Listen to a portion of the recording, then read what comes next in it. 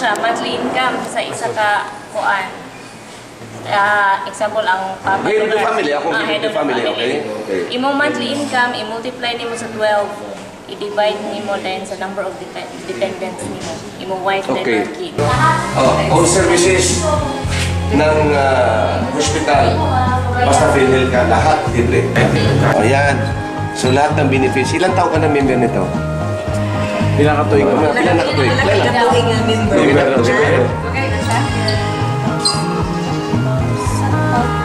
Year 2000? Sa dili, 2000 na to? 2006. 2006. So continuously, sa sumog. Sino nag-renew sina? Mag-fill up ka lang sa renewal, ang probinsya, 10 kilo na nagabayad. Pila pa, magkano binabayad mga usually? No, usually, no. Kung bigyan ng costing, kung lagyan ng presyo, magkano ang PhilHealth? Pinakababa, sir, 100 pesos per month. Per month, pinakababa. Yan ang binabayan ng province ng per family. So, that is 1,200 a year. Isa rin ako. So, 1 year lang yan, di ba? So, paano ako mag-renew di pala? How can I make renewal? One siya, automatic renewal. Mga pinadi ang inyong mga PhilHealth beneficiaries? Sa Manolo? Yes. 10,000. 10,000? Almost 10,000. Head of the families? Hoy, pamati ka mo. Sa Manolo lang na siya. Hoy, makinig kayo. 10,000 more or less ang head of the families beneficiaries na kanilang PhilHealth program. Ito lang yan? Yes, sir. Manolo Foundation. Mga pila ka PhilHealth patients a day meron ka dito? Sa OPD, sir, almost 100 ni a day. OPD is outpatient department. Gawa sa Almost 100 plus. So, anong mga sakit ng OPD? Ubo, sipon, fever. fever. Paano yung gamot? Ito, punta tayo sa gamot. Paano? Sige, gamot. Check up ka lang. Check up mo lamang. Kung bulong, paano mag-ayo? Oh, paano ko gagaling? Wala akong gamot. Yung big sabi, libre man? Libre ko. Libreng gamot sa. Pati bulong. Hindi expired yun. Joke lang. Hindi expired. Hindi. Joke lang yun. Joke lang yun. Hindi expired, oy. Ang matagumpay na health program ng probinsya ay dahil kay dating Governor Mario R. Zubiri na kung saan, ayon sa kanya, ang aking pagtutok sa programang pangkalusugan ay nakaangkla sa paniniwala na ang isang magsasaka na nasa ospital ang asawa o anak ay ibibenta ang lahat para lang maipangbayad sa ospital. Ang masaklap, siya ay maaaring makapagnakaw pa para lang mailigtas ang kanyang asawa o anak na nasa ospital.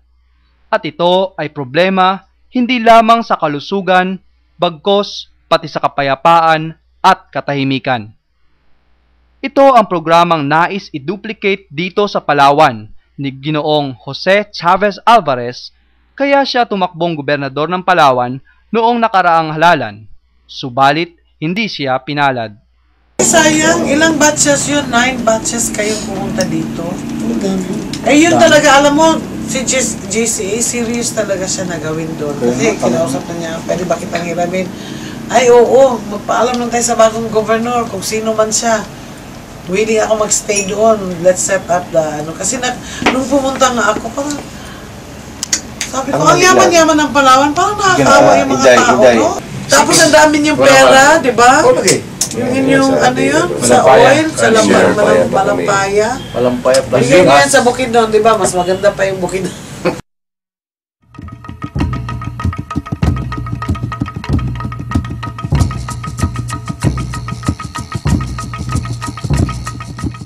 Atin namang silipin ang lalawigan ng Palawan na mas mayaman at kaunti ang populasyon kumpara sa Bukidnon.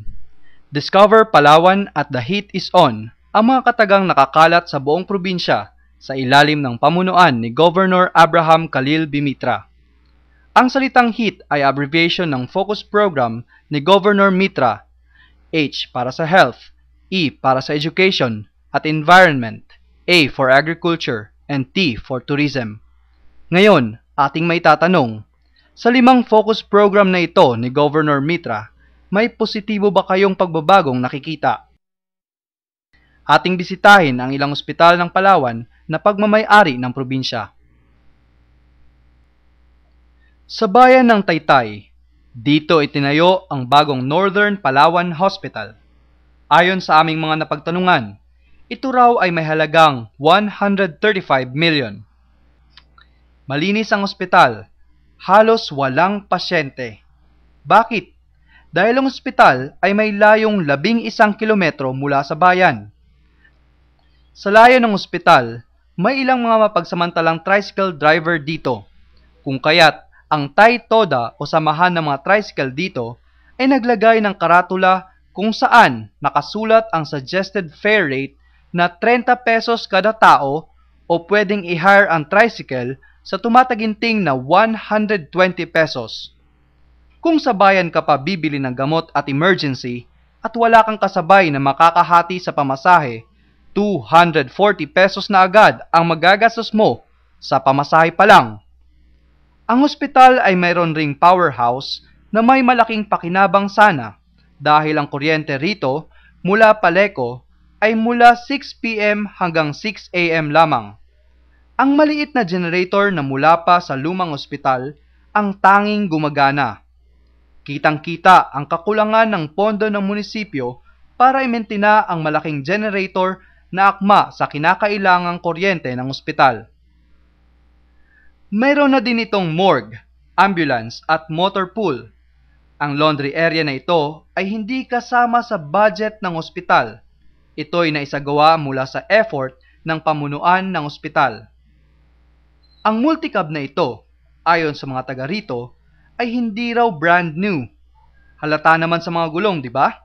Kapansin-pansin raw na wala itong plate number. Hindi kaya isa na ito sa mga multicab na binawi ng probinsya mula sa bayan ng Nara? Ang ospital ng Palawan sa Puerto Princesa City ay kabaliktaran sa Taytay. Dito'y maraming pasyente at pagpasok mo pa lamang ay sasalubong sayo ang kakaibang amoy. Pati pasilyo ng ospital ay nagmimistulang kwarto na ng pasyente. Pati palikuran dito ay pinagkaitan na ng tamang kalinisan. Ngunit ang kwartong ito, malinis at walang pasyente. Ito ang sitwasyon ng OPD o Outpatient Department. Dito nagpapakonsulta ang mga pasyenteng simple pa lamang ang karamdaman gaya ng ubo, sipon at iba pang kahalintulad na sakit. Kung sa Bukidnon, sa bayan ng Manolo Portage, ay umaabot ng 100 pataas ang pasyente sa OPD araw-araw, dito sa ospital ng Palawan, tila walang gustong magpakonsulta. Dahil sa kakulangan ng programa para sa kalusugan sa Palawan, karamihan sa mga Palawenyo ay nagtutungo sa doktor kapag malubha na ang karamdaman. Kapansin-pansin rin ang mga nagsulputang mga butika palibot ng ospital. Ito ba ay indikasyon ng kakulangan ng gamot sa butika nito? Sa atin sa bayan ng Nara, sa pupunta ng probinsya ng Palawan. Huwag lang kayo magagaling. Halos ko araw-araw, Lunes hanggang Biyernes, wala na po akong pasalubong ng problema sa gamot. Mayor, gusto ko pong mabuhay.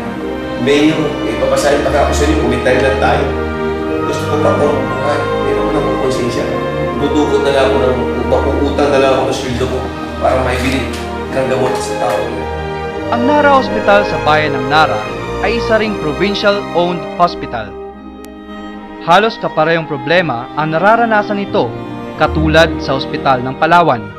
Malinaw na kulang ang mga kwarto para sa mga pasyente.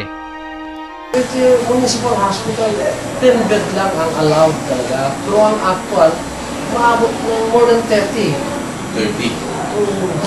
So, kayo mo, i-average ko siya ng 20 to 25. Paano po yung proseso ng pag-avail ng PhilHealth program? Hindi ka tulad sa mga malalaking hospital na di ka na-avail na agad na makukuha nila. Ibig sabihin, may babawas na agad kasi hindi ganun siya. Bibili sila ng gamot.